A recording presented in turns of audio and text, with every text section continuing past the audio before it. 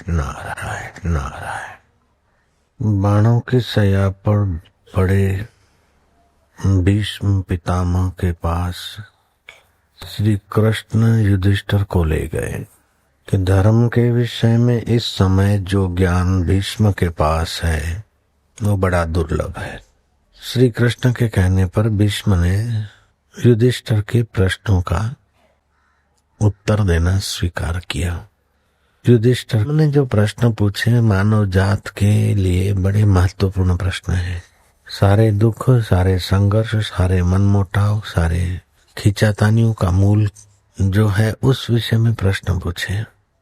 इस प्रकार के 13 प्रश्नों में सारे दुखों का अंत 13 उत्तरों में आ जाता है और जीव अपनी महिमा में, अपने आत्म स्वभाव में जग जाता है। ध्यान देना कि महानता के 4 लक्षण हैं: नम्रता, उदारता, प्रसन्नता और समता।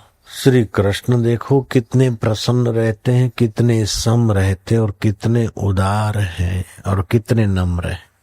ये 4 गुण अपने में सबको बढ़ाने चाहिए, लेकिन जिन पर समाज और संत के बीच, ईश्वर और समाज के बीच सेतु बनने का अवसर है, उनको तो ये जल्दी से बढ़ाने चाहिए। 4 सद्गुण: नम्रता, उदारता, आप अमानी रहे, दूसरे को मान दे।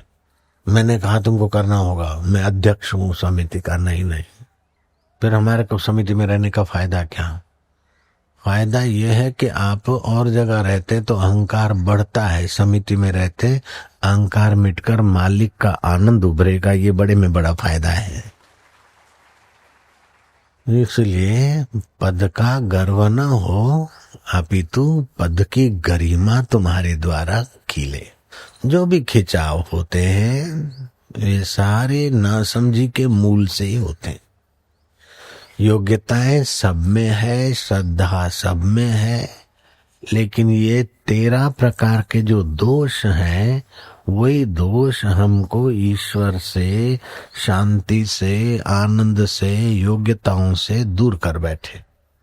युधिष्ठिर ने पूछे कि ये क्रोध क्यों आता है, और क्रोध आदमी की शांति को, योग्यताओं को क्षीण करने वाला दोष है। ये क्यों आता है और कैसे मिटता है? सरसया पे पढ़े, वो फालतू बात थोड़े करेंगे, भाषण थोड़े देंगे लंबा चौड़ा, सार बात करेंगे। बोले क्रोध आता है, लोभ से क्रोध उत्पन्न होता है। चाहे फिर वाहवाही का लोभ हो, चाहे धन का लोभ हो, चाहे अधिकार का लोभ हो। जयराम जी की लोभ से क्रोध उत्पन्न होता है, पर दोष दर्शन से ये बढ़ता है, और क्षमा से और दूसरों में अपना परमात्मा है, इस भाव से ये क्रोध शांत होता है। कितनी सार बात है। बोले काम दोष, कामना का दोष आदमी की शांति को भंग कर देता है। जहाँ काम तहाँ नहीं राम, जहाँ राम वहाँ नहीं काम। तो ये कामनाएं कैसे उत्पन्न होती है? बोले संकल्प से, जगत की सत्यता और जगदीश्वर के विषय का महत्व नहीं जानने से, अपने आप में पूर्णता का एहसास या अपने आत्मा में महिमा या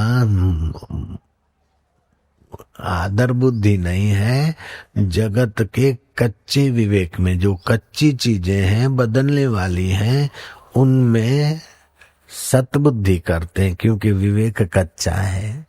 जैसे बच्चे का कच्चा विवेक होता है तो चॉकलेट, लॉलीपॉप, बिस्किट को इम्पोर्टेंस देता है, महत्व देता है। हीरे, मोती, जवाहरात को महत्व नहीं देता, क्योंकि बच्चे का विवेक कच्चा है। ऐसे जिनका कच्चा विवेक है उनको जगत के पद, अधिकार और भोग महत्वपूर्ण लगते हैं, इसलिए उनके उसी प्रकार के संकल्प, कामनाएं उत्पन्न होती है। और कामनाएं उत्पन्न हुई, उनको पूर्ण करने से कामनाएं बढ़ती है। लेकिन विवेक से ये कामनाएं हटाकर नैष्कर्म्य सिद्धि को मनुष्य पा सकता है। कितना साफ सुथरा प्रश्न और उत्तर है। तीसरा प्रश्न है, पराशुता का दोष मनुष्य को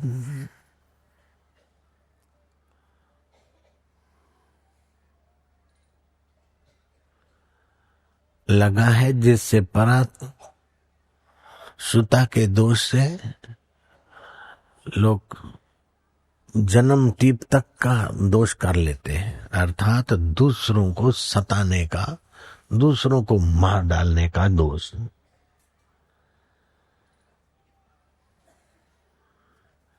ये कैसे आता है? बोले क्रोध की अति होने से,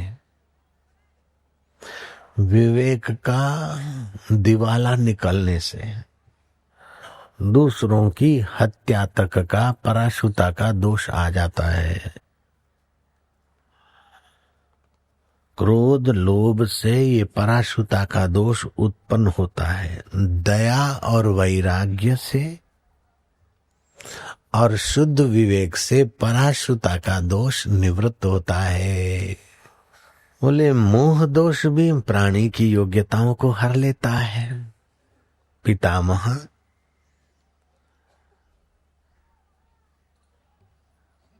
तो मोह दोष उत्पन्न कैसे होता है और निवृत्त कैसे होता है? बोले अज्ञान से, बेवकूफी से मोह उत्पन्न होता है और पाप की रुचि से मोह पनपता है और भगवान में अनुराग करने से, ज्ञान में और सत्संग में रुचि करने से मोह क्षीण होता है। मोह सब व्याधियों का मूल है। उल्टे ज्ञान को मोह बोलते।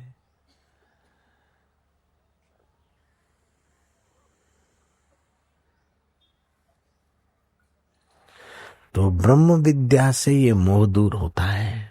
मैं आत्मा हूँ, ब्रह्म हूँ, मैं ये शरीर नहीं, तो ये मेरे शरीर के संबंध भी सच्चे नहीं है।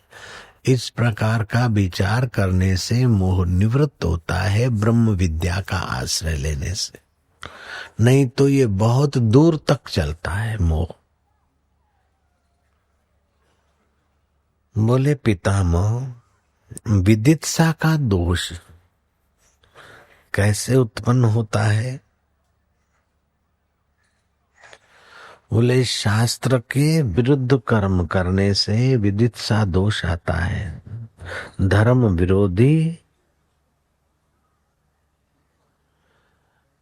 नीति विरोधी, न्याय विरोधी कर्म में रुचि करने से विदित्सा दोष आता है। और वो विदित्सा दोष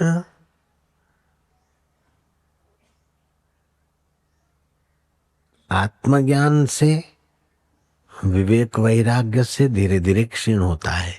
कभी कभार शमशान में जाकर या ईश्वर की ओर पुस्तक पढ़कर अपने मन को सीख दे कि आखिर क्या, ये सब कब तक, ये अपना जातिवाद, संप्रदायवाद, फलाना ढींगना, ये कोई ठीक तरीका नहीं। आजकल तो ऐसा हो गया कि हिंदू हिंदू में, ये सवर्ण है, ये दलित है, एक दूसरे का काम बिगाड़ने में लग जाते। कितनी दुर्दशा हो रही है देश की, मानवता की। अपने ही देश में अपने ही राम को मानने वाले, कृष्ण और शिव को मानने वाले सवर्ण और दलित अंदर अंदर द्वेष की आग बांध के, गांठ बांध के बैठ जाते हैं। किसी से भी द्वेष करना ईश्वर की सृष्टि में अपने पैर पे कुहाड़ा डालना है, क्योंकि सभी ईश्वर की सच्चिदानंद की संतानें हैं। सुवर्ण और दलित होने का द्वेष, ये द्वेष क्यों रखना भैया? न कोई सवर्ण पराया है, न कोई दलित पराया है, न कोई मुसलमान पराया है, न कोई सिख पराया है, न कोई गुजराती पराया है, न कोई कोई पराया नहीं। तुम सभी के सब तुम्हारे, फासले दिल से हटा दो। ये अपने आश्रम का सिद्धांत है, और केवल अपने आश्रम का सिद्धांत नहीं, ये ईश्वरीय सिद्धांत है, गीता का सिद्धांत है। इसलिए उस पर ध्यान दें।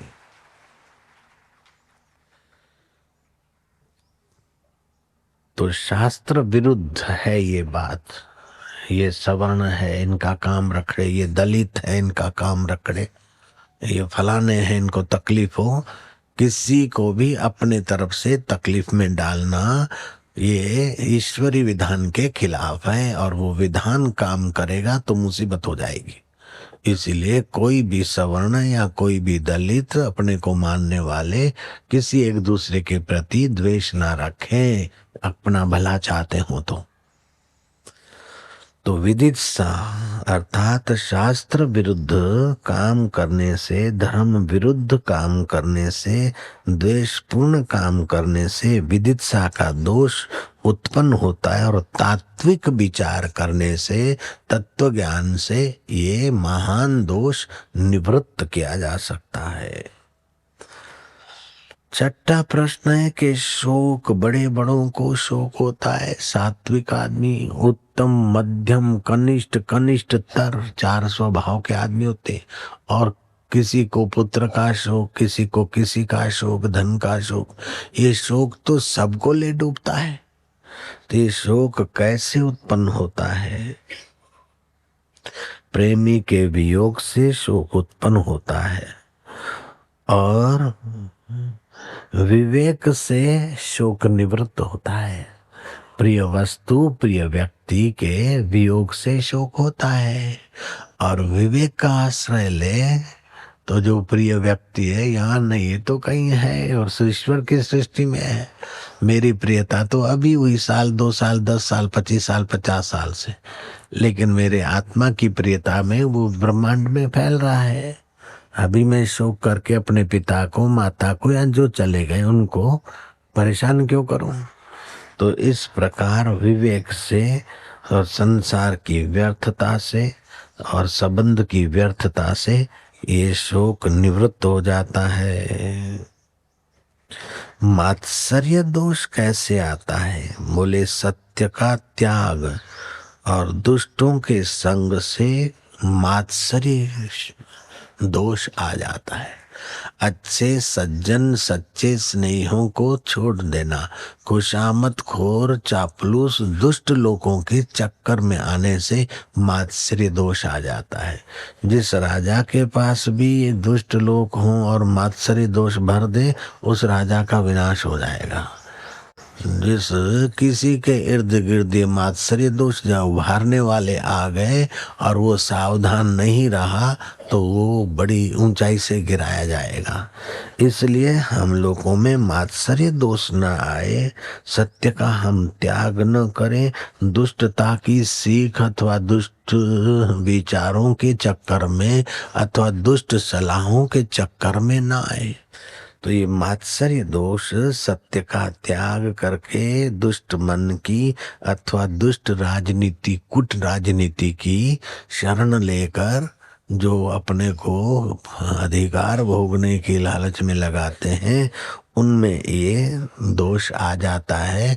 लेकिन मेरे शिष्यों में ये दोष आ गया तो आ गया, लेकिन टिकेगा नहीं। बिल्कुल मेरे शिष्य हैं तो ये दोष मैं नहीं टिकने दूंगा। जयराम जी को तो ये मात्सर्य दोष, सत्य का त्याग, दुष्ट संकल्पों को पोषने के लिए कूटनीति का आश्रय लेने से ये दोष बढ़ता है। लेकिन श्रेष्ठ पुरुषों की सेवा से और सत्संग से ये दोष भाग जाता है, भाग गया। जयराम जी की महाराज मात्सर्य दोष के बाद पूछा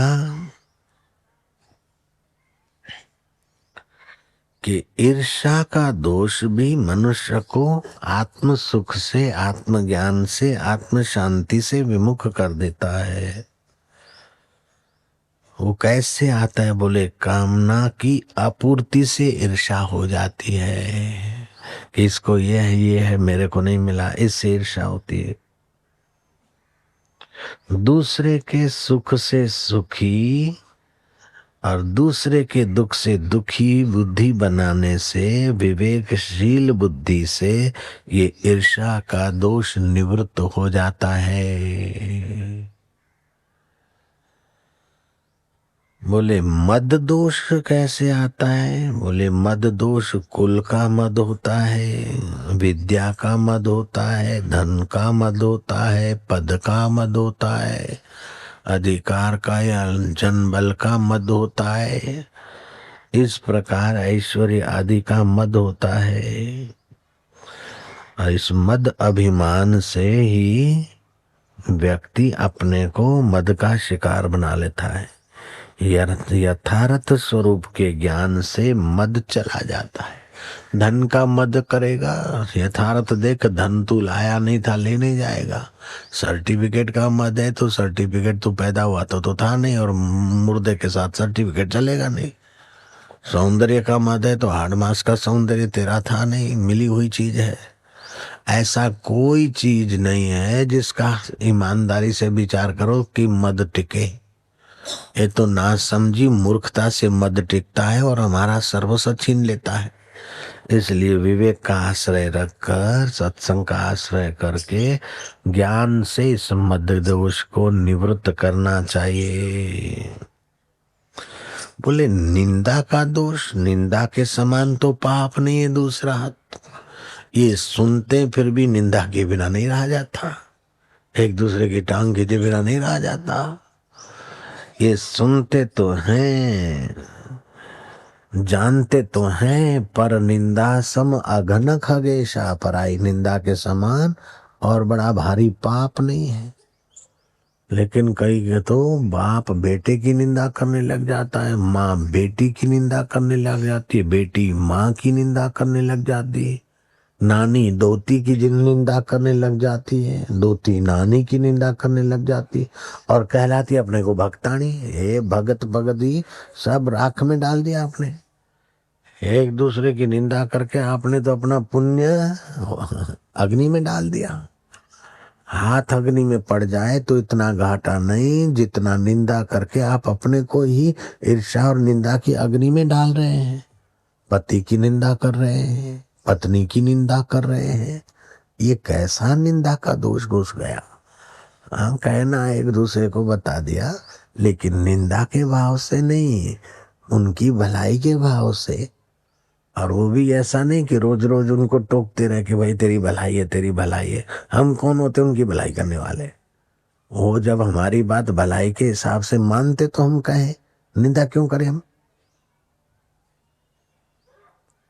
ऋषि दयानंद की हो एक साधु भर के निंदा करते हैं तो लोग बोले ऐसा ऐसा, बोले नहीं वो तो मेरे को उपदेश देते।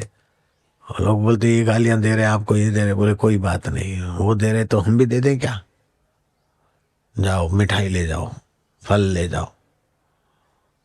वो फल और मिठाई ले गए। वो साधु ने बोला किसने भेजा? बोले ऋषि दयानंद ने। बोले वो ऐसा, फिर सुनाई, वापस भगा दिया। बोले स्वामी जी नहीं ले रहे और आपको फिर से गालियां दे रहे हैं। बोले वो मेहनत ज्यादा करते और अपन लोग फल फ्रूट थोड़ा भेजा है, लाओ मैं खुद ले जाता हूँ। टोकरे में थोड़ा और ज्यादा लेके सिर पे उठा के गए और बोले स्वामी जी माफ करना, आप जितना प्रसाद रोज देते हैं ना उसके बदले में ये मेरा प्रसाद कुछ नहीं है। आप कृपा करके ये थोड़े से ही संतुष्ट हो जाइए। आप रोज मेरे लिए इतना मेहनत करते और मैं जरा सा भेजा एक टोकरी में थोड़ा और लाया हूँ। वो साधु पानी पानी हो गया। ये बात मैंने सुनी थी कभी, लेकिन ये आश्रम बनते समय मेरे को बड़ी काम में आई। इधर लोग ज्यादा आने लगे और दूसरी जगह जहाँ आश्रम था कहीं तो वहाँ कुल लोग नहीं जाते थे। तो फिर वो महाराज क्या का क्या बोले माइकों में, क्या का क्या बोले, अरे इतनी कृपा करते थे कि सुनने वाले के कान चकरा जाए। फिर ऐसा कृपा करते करते बोलते थे घंटों भर मैं श्राप दूंगा, ये वैसा वैसा, और फिर श्राप भी खूब देते थे और हम सुनते थे। फिर वो बोलते बोलते उनको अशांति होती थी, रात को नींद नहीं आती थी। तो मेरे को संदेशा भेजते थे। तो मैंने तो ऋषि दयानंद की बात सुन रखी थी, तो हम जाते, शिवलाल को ले जाते, तो फिर उनके पैरों तले तो मैं घी घिसता और सिर पर शिवलाल मालिश करते, उनको अच्छी नींद आ जाती। दूसरे दिन चेलों को बोलते, देखो आ गए ना, पैर पकड़ने भी आ गए, मालिश करने भी आ गए, अभी मेरे चेले बनेंगे। अभी ये सुधर जाएंगे। ए सालाओ, कुतराओ, गधेड़ाओ, सुधरी जाओ, मारी शरणे आई जाओ। माइक में ऐसा भी कभी कभी कृपा कर देते थे। फिर भी हमने कहा कि चलो, उनकी अपनी कृपा है, अपना स्वभाव है उनकी कृपा करने का। फिर उनका जब शरीर का अंत हुआ तो मैं वहाँ उन सज्जन की सेवा में पहुंचा और उनको कंधा दिया और उनकी यात्रा यहाँ लाए अपने सत्संग हॉल में। और मैंने कहा, ये तो हमारे बड़े भाई थे, हमारा बड़ा ख्याल रखते थे, अब चले गए हैं, अब इतना ख्याल कौन रखेगा। मीठी मीठी बातें तो सब कहते हैं, लेकिन बड़े प्रेम से हृदय में तो बड़ी कृपा रखते थे।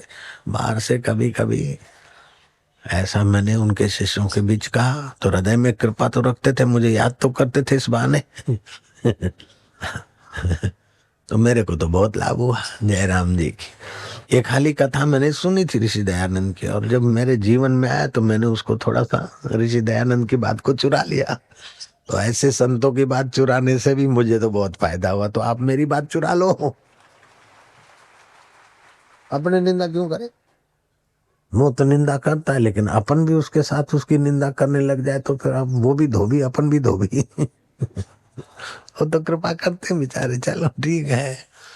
कभी कभी समाज को सावधान करने के लिए दो शब्द कह देना जरूरी लगता तो बोलते, लेकिन निंदा के भाव से क्यों बोलना। नारायण हरि नारायण हरि। तो ये निंदा का दोष अपने में से जल्दी में जल्दी निकालना है, नहीं तो करा कराया चौपट। फिर साईं कंधों पे उठाकर मुक्त नहीं कर सकते। जय श्री राम। साईं आप मिले, फिर क्या आप मिले हैं तो आप कहते हैं ऐसा, हमें विचार करना पड़ेगा। अपन निंदा करते रहे, फिर बापू आप मिले हो तो बापू बोलते हैं हम नहीं मिले, ऐसा मान लो। निंदा का दोष अपने में से निकालने को आज ही पक्का कर लो। पर निंदा सम अघ्न खगेसा, ये बोलने की कृपा करो तो। पर निंदा सम अघ्न खगेसा, पर निंदा सम अघ्न खगेश, पराई निंदा के समान और कोई पाप नहीं। नारायण हरि, पराई निंदा के समान कोई पाप नहीं है। 19-20 होता है किसी से, समिति वाले बच्चों से तो हम भी थोड़ा टोक देते, लेकिन टोकने में उनकी भलाई, उनका मंगल ही चाहते हैं। किसी का अमंगल चाहना अपना ही हृदय खराब करना है। जितना हो सके अपने हृदय को निंदा करते वक्त बुरा बनाना पड़ता है, और वो बुराई के संस्कार पहले आते हैं, तब बुराई कर सकते हैं और बाद में भी गहरे उतरते हैं। इसलिए पराई निंदा से अपन बच्चे, आप बचो इतना नहीं कहता हूं, अपन बच्चे, हम सब बचे, मैं भी बचूं। जयराम जी की। तो ये भीष्म पितामह कहते हैं कि ये निंदा का दोष जो है,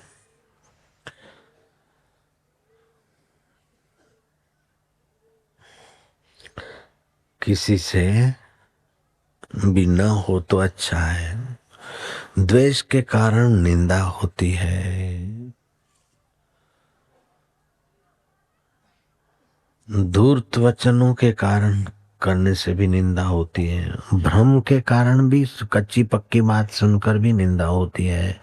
लेकिन श्रेष्ठ पुरुषों के सिद्धांतों को समझने से, श्रेष्ठ पुरुषों को देखने से और शांत रहने से निंदा के दोष से बचा जाता है। 11वां सवाल उठा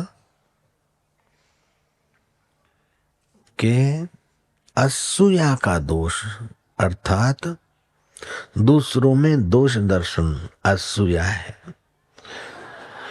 तो इस दोष दर्शन से कैसे बचे? बोले बदला लेने के भाव से, अथवा बदला लेने में समर्थन करने के भाव से उत्पन्न होता है, और दया भाव से ये असूया का दोष निवृत्त होता है। दया की जागृति से ये असूया का दोष निवृत्त होता है। 12वां प्रश्न है, कंजूसी भी एक दोष है। मोरा पिया कटे एक कंजूस आदमी कोई होगा बेचारे को। कंजूसी भी एक दोष है, औदार्य के सुख से वंचित रख देता है, संग्रह की मुसीबत में डाल देता है। कंजूसी का दोष। कंजूस मक्खी चूस। तेल में मक्खी गिर गई, बोले अरे इतना तेल खराब हुआ तो मक्खी को भी दबोच लिया थड़ा है तेरे। कर कसर तो करना चाहिए लेकिन कंजूसी नहीं। तो महाराज अब क्या करना चाहिए कि कृपणता के दोष से बचने के लिए, जिसमें दीन भाव होता है कि अब मेरा क्या होगा, कंजूसों के संग से और अपने में दीन भाव, क्या पता फिर मिले ना मिले, ऐसे लोग कंजूसी को पोषते हैं। लेकिन जिनको आत्मा पे भरोसा है, ईश्वर पे भरोसा है, प्रारब्ध पे भरोसा है, वो तो जानते कि पक्षी आज किलहोल करके खा लेते हैं, 2 घंटे के बाद कहाँ खाएंगे कहाँ पिएंगे चिंता नहीं करते, फिर भी मजे से जी रहे हैं। एक कंजूस सेठ थे, मुनीम को कहा कि हिसाब किताब लगाओ, अपनी कितनी पीढ़ियां खा सकती है। मुनीम ने कहा 13 पीढ़ी तक अपना गुजारा हो सके, जितना रोज खर्च है महीने का, तो 13 पीढ़ी आपकी खा सकती है। तो सेठ छाती कूटने लग गए, रोने लग गए। बोले क्यों? बोले 14वीं पीढ़ी क्या खाएगी? 13 पीढ़ी तक का ही है, फिर 14वीं पीढ़ी के लिए क्या होगा, 15वीं पीढ़ी का क्या होगा? बड़े चिंतित और दुखी होने लगे। बेटों ने देखा कि पिताजी दुखी है, किसी महात्मा के पास ले गए।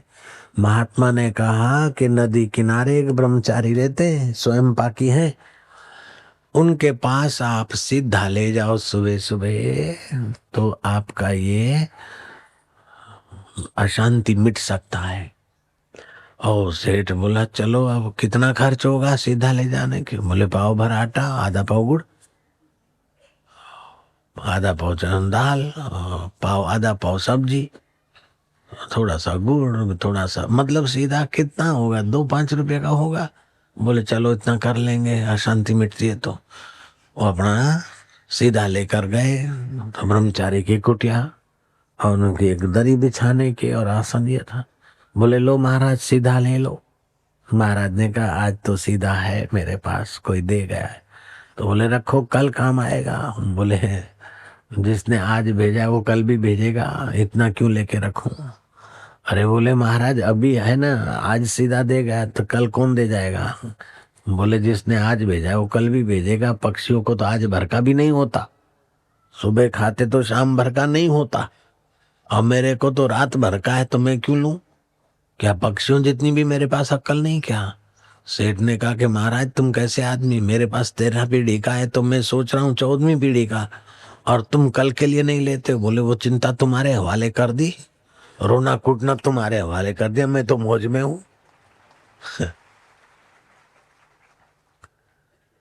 तो सेठ को लगा कि महाराज ये कैसे? बोले देखो हूँ अट्टा कट्टा, मेरे को कोई चिंता नहीं, कोई फिक्र नहीं है। तब जाके कंजूस को लगा कि अरे कंजूसी के दोष को दान से निवृत्त किया जा सकता है, अथवा त्यागियों के संग से निवृत्त किया जा सकता है, नहीं तो कंजूसी का दोष अपने को ले डूबता है। फिर 13वां दोष है लोभ दोष। पाप का बाप लोभ, और प्रेम का बाप विश्वास। तो पति पत्नी में ऐसा व्यवहार होना चाहिए कि एक दूसरे का विश्वास संपादन करे, समिति के भाइयों में विश्वास संपादन करे। तो लोभ जो है प्राणियों को भोग की इच्छा से, अथवा किसी की आदत होती है। मैं दिल्ली में गया, मेरे लिए VIP पास बनाया था बापूजी, जब चाहे स्विमिंग पूल में खाली संदेशा भेज दे, हम ऐसा ऐसा करेगा। बड़ा स्विमिंग पूल है दिल्ली में, तो स्विमिंग पूल में स्नान करने जाते हैं, अच्छे बड़े बने हैं, करोड़ों रुपए के खर्चों से बने हैं। ये ना थाल कटोरा क्या ताल कटोरा है उसमें, है ना उसके पास में। कई बाथरूम है, 50-100 होंगे, इतना बड़ा भारी, लेकिन उसमें किसी का शावर नहीं, किसी का नल नहीं, किसी का कुछ नहीं। मैं क्या, इतना सरकारी खर्चा होता है इसमें, शावर के टूटे फूटे या किसी में नहीं है, किसी में नल नहीं है, ऐसा क्यों? बोले बापूजी चोरी हो जाता है। मैं क्या, चोरी हो जाता तो पकड़ते नहीं? तुम चपरासी हो, तुम्हारे इतने सारे नौकरी करते हो, तो बापूजी क्या करे, किसको पकड़े? मिनिस्टरों के छोरे ले जाते, मिनिस्टरों के छोरे ले जाते। अब हमारी तो नौकरी करनी है ना हमको। तो ये जरूरी नहीं कि गरीब आदमी ही हिसाब में घपला डालता है। अमीरों के बच्चे और अमीर भी चोरी करने की आदत होती है तो करते, और गरीब भी कई बार ऐसी शाहूकारी दिखाते कि अमीरों की अमीरी दो कौड़ी की लगती। जयराम जी की। तो इस प्रकार कुल मिलाकर 13 दोष जो हैं आदमी को, मनुष्य को परमात्मा से दूर कर देते हैं। फिर कितनी भी माला जपे, कितने भी उपवास करे, कितने भी तीर्थों में जाए, लेकिन ये दोष चालू रहेंगे तो पूर्णता नहीं होगी। तो हम एक तरफ कमाई करते और दूसरे तरफ ज्ञान करते हैं, तो कमाई भी होती है, ज्ञान भी होता है, तो बरकत नहीं होती है। कमाई हो और ठीक ठीक उपयोग हो और ज्ञान न हो तो बरकत हो जाएगी। तो जैसे लौकिक रुपयों के लिए बरकत होना जरूरी है, ऐसे आध्यात्मिकता में भी बरकत होना जरूरी है। तो इन 13 दोषों में से अपने पास जो भी दोष ज्यादा जोर मारते हो, तो सुबह उठकर त्रिबंध प्राणायाम करके और वो गुंजन करें कि आज अपना ये लोभ दोष नहीं होगा, आज अपन कंजूसी के दोष से मुक्त होंगे, आज अपन निंदा के दोष से मुक्त होंगे, आज का दिन हम ईर्ष्या के दोष से मुक्त होंगे, आज का दिन हम शोक के दोष से मुक्त होंगे। इन 13 में से कुछ न कुछ तो होगा मित्र अपने पास, होगा कि नहीं होगा? अगर नहीं होता तो साक्षात्कार हो जाए। इन 13 मित्रों में से कोई ना कोई मित्र तो अपन पाल रखे हैं भाई। आज मित्र, तेरी मेरी दोस्ती पूरी। ऐसा करेंगे तो जो काम 25 साल में होना कठिन लग रहा है, वो 25 महीनों में हो सकता है।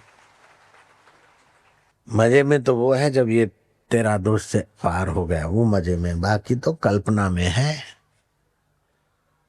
जयराम जी की कल्पित मजा का अलग बात है और शुद्ध मजा अलग बात है। ऐसे तो आइसक्रीम खा रहे हैं, आ गया किसी ने बड़ा मजे में, लेकिन थोड़ी देर के बाद वो मजा भाग जाता है। सच्चा मजा एक बार आए तो कैसी भी परिस्थिति है वो मजा भागता नहीं। जो मजा भाग जाए वो मजा बिना लुंडो मजा, निगुरा मजा। अरे निगुरा मजा तेरी जरूरत नहीं, हमें तो सगुरा मजा चाहिए, गुरुओं का मजा चाहिए, ईश्वर का मजा चाहिए। निगुरा मजा नहीं चाहिए, निगुरे लोगों का मजा नहीं चाहिए। चौ श्री राम। प्राणी चौ सतनाम। प्रतिशोध की भावना से कोई कर्म ना करे, अपितु प्रभु की प्रीति के लिए कर्म करे। और श्रद्धा, ईर्ष्या, द्वेष से किया गया ऊंचा कर्म भी नीचा फल दे देता है। श्रद्धा, प्रेम और परोपकार से किया हुआ छोटा कर्म भी ऊंचा फल देता है।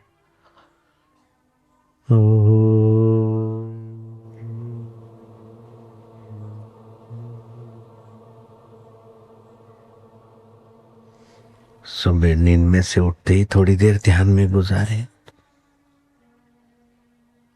और नियम करते समय 10 प्राणायाम त्रिबंध करके प्राणायाम। शौच जाने की इंद्रिय को सकोड़ लेना उसको मूल बंद कहते हैं। पेट को अंदर रखना खींच के उसको उड़ियान बंद बोलते। ठोडी को छाती के तरफ दबा के रखना उसको जालंधर बंद कहते हैं। त्रिबंध करके किए हुए 10 प्राणायाम तमाम दोषों को निकालने में सहायक होते हैं। और श्वास अंदर रोके गुरु मंत्र का जप करे, फिर श्वास छोड़े, बाहर रोके जितनी देर रोक सकता और गुरु मंत्र का जप करे तो इन 13 दोषों में से कोई भी दोष होगा वो उसकी नींवें कमजोर हो जाएगी। दोष किससे होते हैं, खतरनाक दोष क्या है वो भी बताए गए, किससे उत्पन्न होते हैं वो भी बताए गए, कैसे मिटते हैं वो भी बताए गए, और कौन से प्रयोग उसमें उनकी जड़ें उखाड़ने में सहायक हैं वो भी आपने जान लिया है। तो इस शिविर के आखिरी पूर्णाहुति के सत्संग को बार बार विचार करके आपने जो अच्छे काम किए वो तो ठीक, शाबाश है, धन्यवाद है, लेकिन इससे भी और ज्यादा आप कर सकते हैं। आपने कितने भला किया, कितना बढ़िया किया, उधर न देखो, इससे भी और बढ़िया हम कर सकते थे।